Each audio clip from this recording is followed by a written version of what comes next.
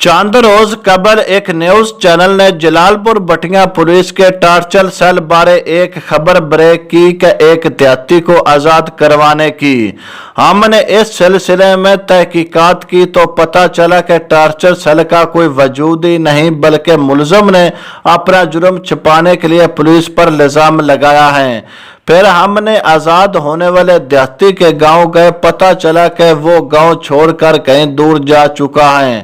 फिर हमने दूसरी फरीक से रब्ता किया तो उन्होंने बताया, मेरा नाम है जी तैयार अब्बास, असल मुजरा साहब दा जी ड्राइवर रहा हाँ। तो एक तो उन्होंने मेरे नाल ज्यादती की, दूसरा मेरी उन्हें एक तो चोटी खोल ली है, एक उन्हें मेरा 75,000 रुपया खा गए ने।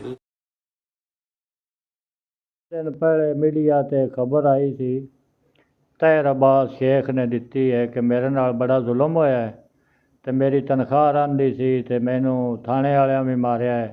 असल कह के ने कि एक क्रिमिनल आदमी है, चोरियां करता है पहले भी, हुण मेरी मझ भी लुका ली, उल्टा सन दलील भी कर रहा है तो मीडिया ते खबरां चाड़ रहा है। कोई जी मैं शायद महमूद हंजरा फ्राम जसो के भाईजान, असी एक शरीफ फैमिली नाल तलक रखने वाले बंदे हाँ। साडा 3 पीढ़ियां तो कोई रिकॉर्ड वेख सकता है, असी किसी नाल ज़्यादती नहीं की।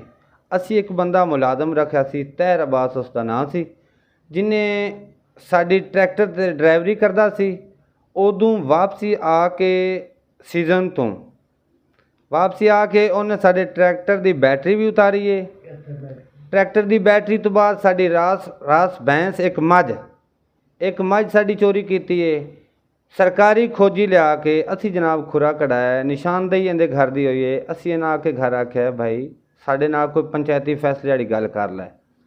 बाकायदा बंदे इस चीज़ के गवाह ने कि जिन्ना इस मतलब पंचायती फैसला बनाया, उनदे विच आके इहदा चाचा साडा जामन होया, उन्हें परनोट स्टाम दिता। उस तो बाद असी न्याय विखाए ने, इहदा न्याय नहीं कीता।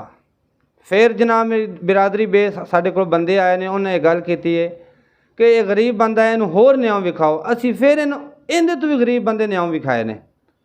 3 बंदे जनाब असी न्याय विखाए ने, जिंदे विचों किसी बंदे ये नहीं आख्या कि मैं इहदा न्याय देना। पंचायत के मुताबिक असी उसे उड़ीक ही सां, साडी सिस्टर फौत हो गई। असी 10 दिन फिर उधर रुझे रहे।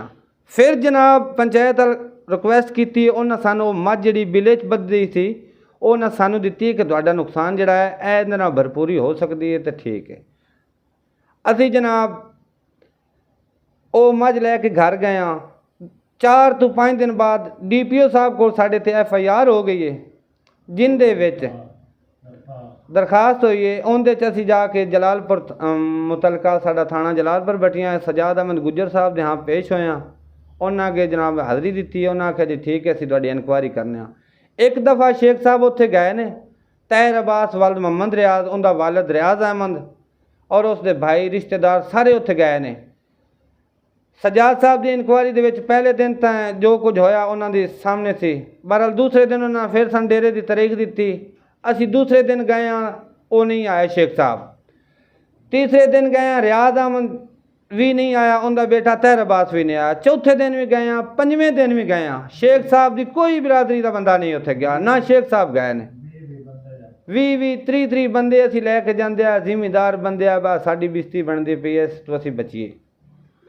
लिहाजा जी हुण SHO के हुक्म मुताबिक असी फिर झोटी जी है किसी बंदे को बधी है, बस तुहाडा कोई न्याय श्याय या तरतीब लैने आ। हुण उहदे विच एक मीडिया वाला बंदा है, वो मतलब गलत खबरां उठा दे रहा है मीडिया ते। सानू तो इस चीज़ का पता ही नहीं, असी जट जे बंदे हाँ। लिहाजा वो खबरां एडियां सच्चियां कोई नहीं, मेहरबानी की जाए। तो जिहड़ी गल भी है, कोई किसी ने कोई मसला है तो बेशक साडे नाल आके आप गल भी कर सकते।